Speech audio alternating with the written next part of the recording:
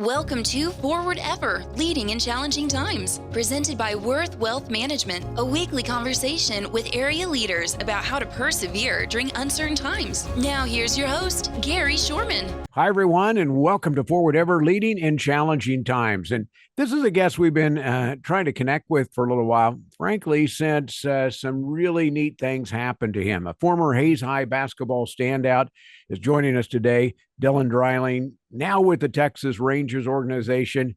Good to have you with us today. Yeah, thank you for having me.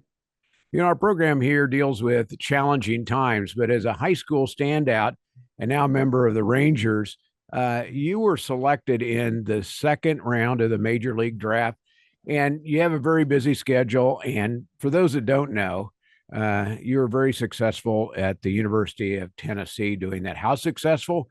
Well, you listen to this. Last season, as a sophomore, you were named to the All-Southeastern Conference first team after hitting .538 with 2 home runs, 2 doubles, 3 RBIs, and 5 runs. Made you the most outstanding player of the Knoxville Regional. And then days later, you were named to the College World Series MVP after going 7 for 12, which is just amazing, with 4 runs scored and 7 RBIs in the championship series. What a season that was with Tennessee. Which one of those honors meant the most to you, Dylan? Honestly, I think just winning it all meant the most to me. It's at that point in the year, games like that, it really doesn't matter how you perform. It's about just winning and moving on to the next game. So I thought the national championship was obviously my favorite moment, and I wasn't too worried about the self accolades. Oh, your team obviously showed up because I like that. One person doesn't win a national championship like that. But when you left Hayes High, did you ever think about, hey, this is going to be a national championship where you go 7 for 12 and you're playing against really good competition? Did that ever cross your mind? Coming out of high school, I knew because, the 22 team at Tennessee was probably one of the best teams of all time. They didn't win anything, but their record and just the talent on that team, I knew coming into Tennessee that it was going to be there's going to be a lot of talented guys. We had the tools to win it all, but you never really know until you get there. And my freshman year, it was awesome. One of the most talented teams in the country. I learned a lot from a lot of the older guys on that team. And then this year, kind of in the fall, we all knew that it was different. And it gives me goosebumps to think about. But all the guys and just the camaraderie we had starting in the fall, that's not normal for a college team or any team, to be honest with you. And just that, we knew that we were going to be it was going to be a great year for us. Dylan, talk about camaraderie, how that really makes a team get together and do things that they may not be able to do individually if everybody just shows up and does that. You see that at all levels of sports.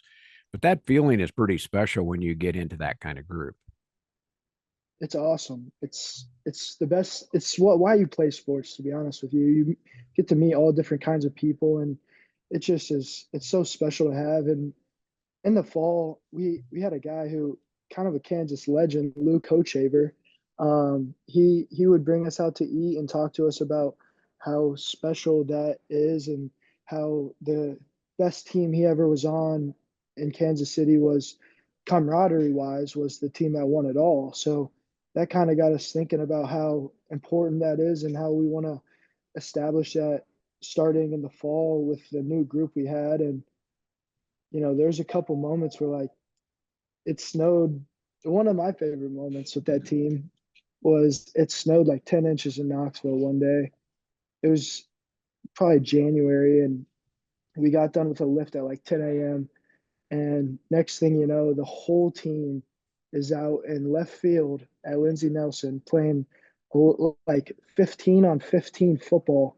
And it was just the most fun I've had with the team. So that's kind of when I knew that this team was going to be special.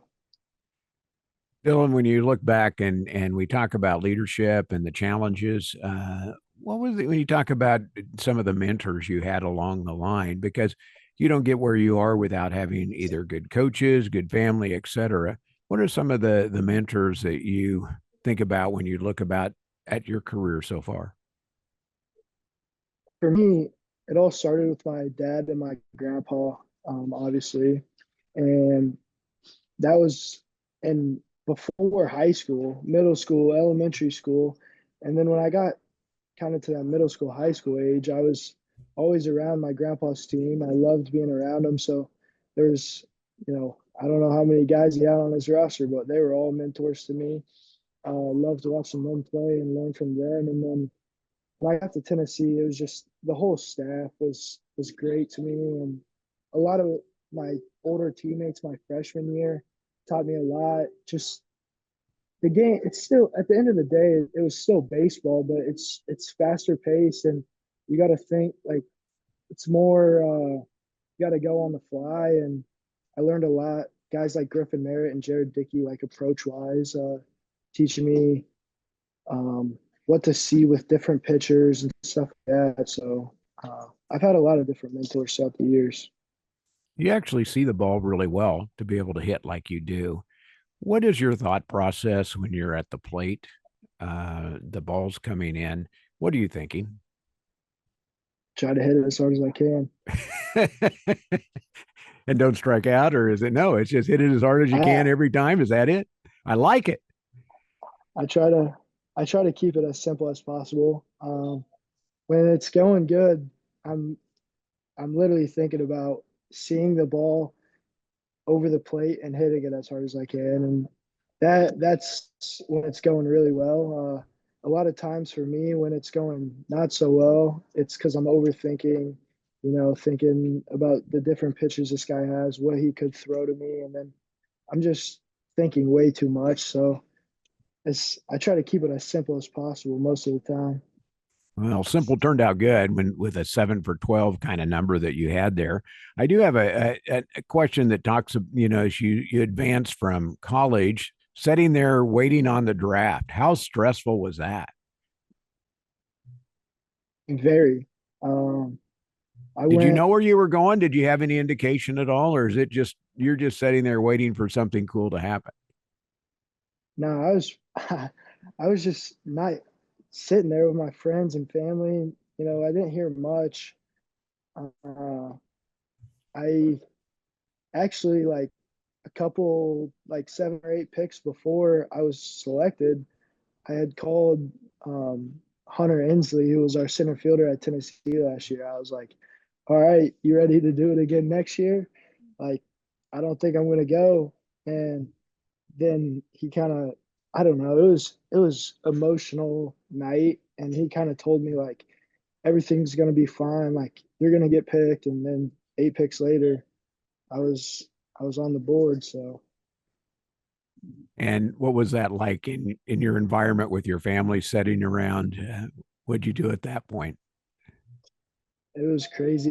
It went from all sitting around like super stressed out to just a kind of a big party, so it was pretty awesome. Well, it's really a cool thing, and people dream about what you did and what you were doing when they're baseball little kids growing up. When was your first baseball? When did you get a first baseball in your hand? I have no idea. It all went You just went woke back. up one day and there's a baseball and a glove, right? Yeah, it all started with me and my grandpa in the front yard at his house. He was a big Yankees guy, and he's from New York, loves the Yankees. So it started with me actually pitching to him, and I pretended to be Mariano Rivera, and that's how it all started. So Oh, that's fun. Well, I know you've been at camp here now. Obviously, you're in the getting ready to go lift right now. What's taking place at the Rangers camp? I'm actually in Hayes right now. I was in Arizona last week. It was just a little hitting camp. Uh, really just wake up, hit, lift, go home, and hang out with some new friends that I just got to meet this year. So kind of building that camaraderie with them. And doing it all over again the next day. So it's You, been you pretty know, fun. when you signed on, Dylan, it said this looks like a lot like the Center for Health Improvement, but maybe they have the Rangers building is a lot like that. So good to know. Yeah. Will you get back this summer at all? No, I doubt it.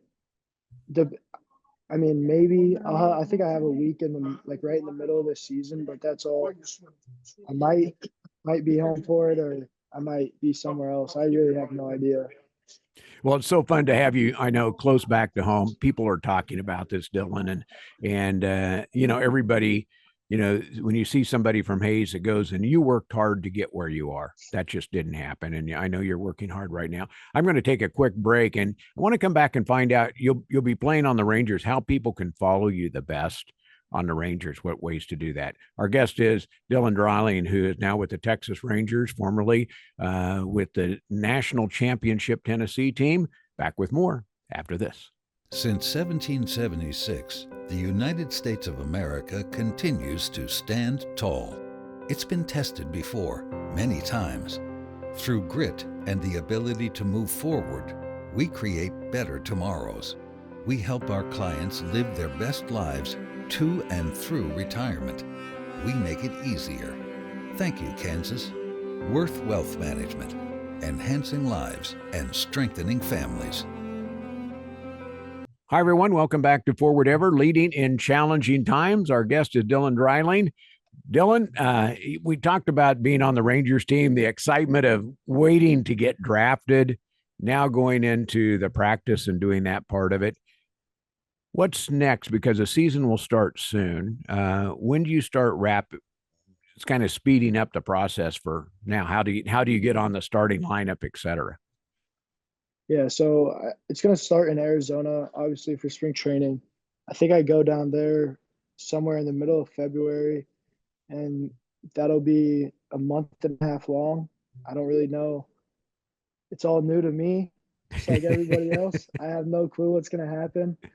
And then after that, I think around the beginning of April, I'll get sent out to, I don't know where. Could be high A, could be double A. I don't know. And I'm kind of just going with the flow right now. I don't really know what's going to happen and just taking it in one day at a time. So what's the best way to follow you other than maybe talking to your dad? I'm sure he'll keep people up to date on what you're doing. But yeah, how did people follow you if they want to say, hey, how's this Hayes boy doing out there? yeah, I think you can there's different sites where you can see stats. And then I think like MLB.com and stuff like that. A Baseball Reference, I think, has stats. And then there is a way to live stream games. I'm not exactly sure how. I think it also might be on the MLB app. So, Well, I know there's people that want to follow your success and what you're doing. And have you, as you know, a lot of players will set up with some goals for the year. What do you have for your goal? Because you're right out here, sophomore, got a second round draft pick. Everybody's expecting you to hit every baseball that's thrown. I mean, when you did it in yeah. the National World Series, and I mean, people are saying, boy, this guy can hit. You'd get up and you hit. And, you know, that you could hear the reverberation from the cheering around the neighborhoods. You did a great job with that. How do you perform that going forward? And what are your goals? I think it's, like I said earlier, kind of just keeping it as simple as I can. Um, Not chasing hits, if that makes sense, going up to the plate and maybe if I'm looking for a certain spot to see a pitch, trying to execute that as many times as I can throughout an entire at bat or maybe an entire game. So it's really not about like at what everybody sees, the stat sheet. It's more for me about executing in the box and just getting pitches to hit. Maybe my goal for the day is to not chase outside the zone at all. I'm just trying to execute that as many times as I can is really my main goal for this year. Well, Dylan, we're proud of you. Keep up the good work. We'll be following along and see and hope you can join us again, maybe sometime end of the next season or sometime and get an update on how you're doing because you've done a great job of creating championship feeling, and that transcends to all of us back in the Hays and the Kansas area. Congratulations for that. Thank you. Thank you. Our guest today on Forward Ever is Dylan Dreiling, and one of the guys that comes out of Hays High School, goes on to Tennessee, University of Tennessee, wins the national championship, and now has been drafted in the second round to be part of the Texas Rangers. A true success story, not only from Hays, but from Kansas. So thanks for listening in to our program, Forward Ever, Leading in Challenging Times. It's brought to you by Worth Wealth Management, where you can live with confidence. I'm Gary Shorman. Thanks for joining us for Forward Ever, Leading in Challenging Times, presented by Worth Wealth Management. Join us right here next week for another episode with host Gary Shorman. Until then, remember to move forward ever, backward never.